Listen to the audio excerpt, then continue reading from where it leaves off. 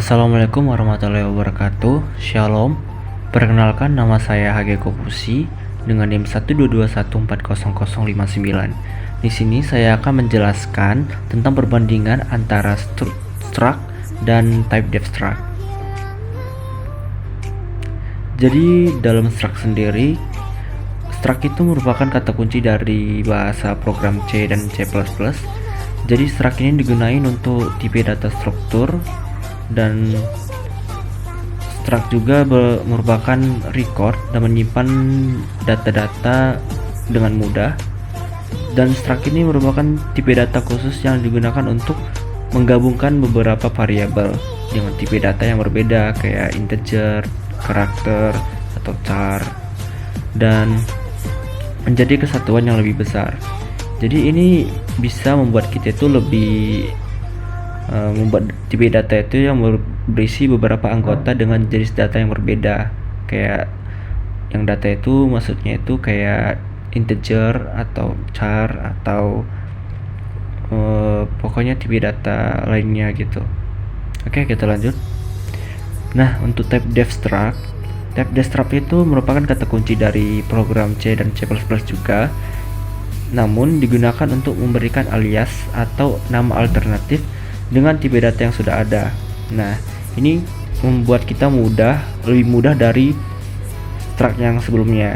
Kalau kita memakai type def ini, kita bisa membuat nama yang lebih mudah dibaca dan digunakan untuk tipe data yang ada, termasuk tipe data struct. Oke, kita lanjut ke contoh structnya. Struct person. Struct person ini merupakan penamaannya. Jadi kita buat struct person, dan char itu merupakan tipe datanya dan juga integernya. Jadi di sini kita udah mendefinisikan tipe data person ke struktur dengan dua anggota, yaitu character name dan integer egg. Nah, sebuah array karakter dan egg sebuah integer. Nah, sedangkan untuk contoh type def struct, kita gunain type def struct dan anggotanya adalah char name dan integer egg. Di sini kita menggunakan person di bawahnya. Nah, apa sih guna person ini? Kita baca. Di sini kita menggunakan type def untuk memberikan alias person kepada tipe data struct yang tidak memiliki nama. Nah, kalau kita bandingkan yang tadi, di sini struct person, di sini type def struct. Jadi kita penamaannya itu di sini kalau di struct, dan type def struct itu kita bisa penamaannya di akhir ini. Nah, jadi ini membuat kita itu lebih mudah untuk mendeklarasikan variabel dengan tipe data person. Jadi tanpa harus kita menyertakan kata kunci struct. Maksudnya itu kata kunci struct itu nanti akan dijelaskan nanti. Nah, simpelnya itu kayak struct ini digunakan untuk mendefinisikan tipe data struct dengan secara langsung tanpa memberikan alias atau nama alternatif kepadanya. Sedangkan kalau kita menggunakan type def struct, jadi digunakan untuk memberikan alias atau nama alternatif kepada tipe struct tersebut sendiri. Nah, jadi ini kita memungkinkan kita itu untuk membuat tipe data itu lebih mudah dibaca dan lebih mudah untuk digunain gitu. Oke, kita lanjut. Nah, di sini saya akan menjelaskan bagaimana sih penggunaan type def itu sendiri. Nah, jadi untuk menggunakan type def itu sendiri, kita baca sintaksnya, yaitu type def, existing data type, dan new data. Nah, type def itu memberikan kita atau membuat tipe kita sendiri. Contohnya itu kayak gini. Type def integer, dan integer lah itu. Nah, type def itu merupakan type def, integer itu merupakan existing data type, dan new data itu merupakan integer. Nah, jadi untuk di inmain-nya itu sendiri kita tinggal menaruh integer varian sama dengan 100.